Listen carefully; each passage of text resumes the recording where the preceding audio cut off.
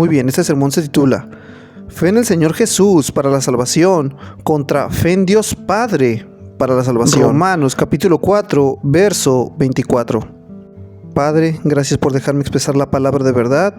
Espero que los oyentes ya tengan vida eterna y los que no lo tienen, la obtengan por fe en Cristo Jesús.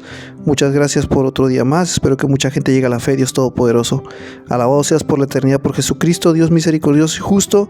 Amén, Señor. Proverbios capítulo 15, empezando desde el verso 1, nos dice: una suave respuesta quita la ira, mas las graves palabras hacen subir el furor. La lengua de los sabios usa el conocimiento correctamente, mas la boca de los necios derrama necedades.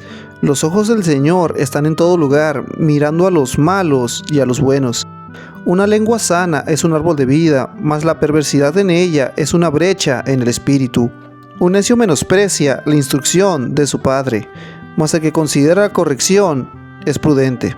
Romanos capítulo 4, verso 24 nos dice: sino por nosotros también, a quienes será imputado si nosotros creemos en el que levantó a Jesús, nuestro Señor, de los muertos.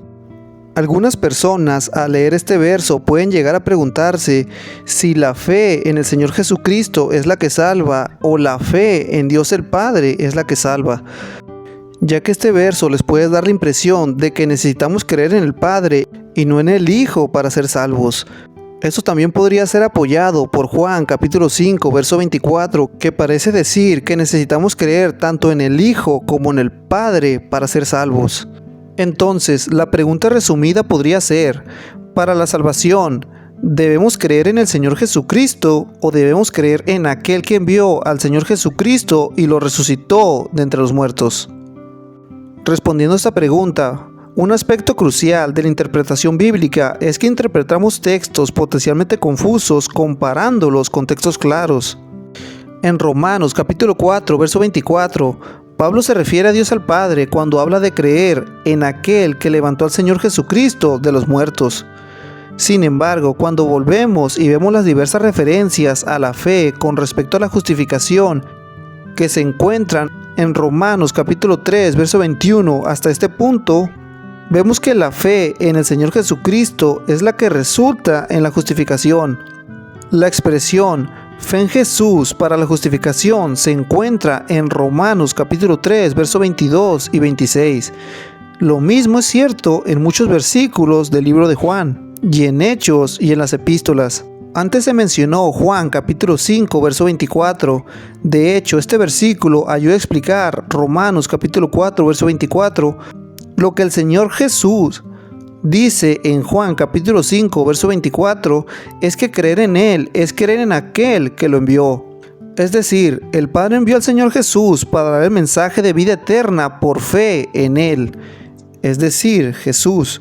Por lo tanto, no se puede afirmar con razón que se cree en Dios Padre, como hicieron los oponentes del Señor Jesucristo, sin creer en el Señor Jesucristo, quien fue enviado por el Padre. En Juan capítulo 3, verso 16, por ejemplo, la referencia que Dios envió a su Hijo unigénito se refiere al Padre como el enviador y luego al Hijo a quien envió.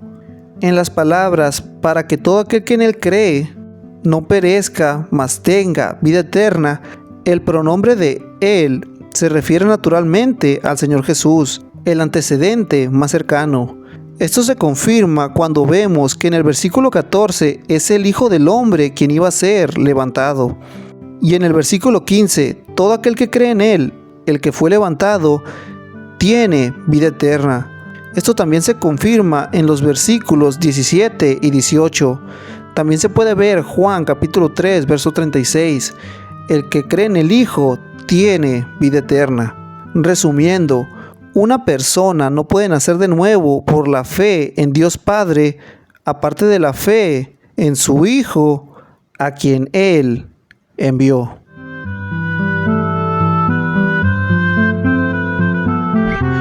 Gracias, Padre, por dejarme expresar la palabra de nuevo. Bendice a los que escuchan, que puedan creer, porque la fe en el Señor Jesucristo es básicamente la fe en Dios, el Padre.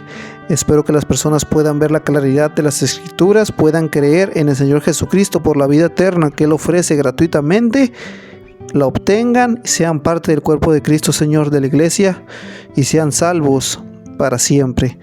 Alabado seas por la eternidad, Dios Todopoderoso, mundo sin fin, por Jesucristo. Amén, Señor.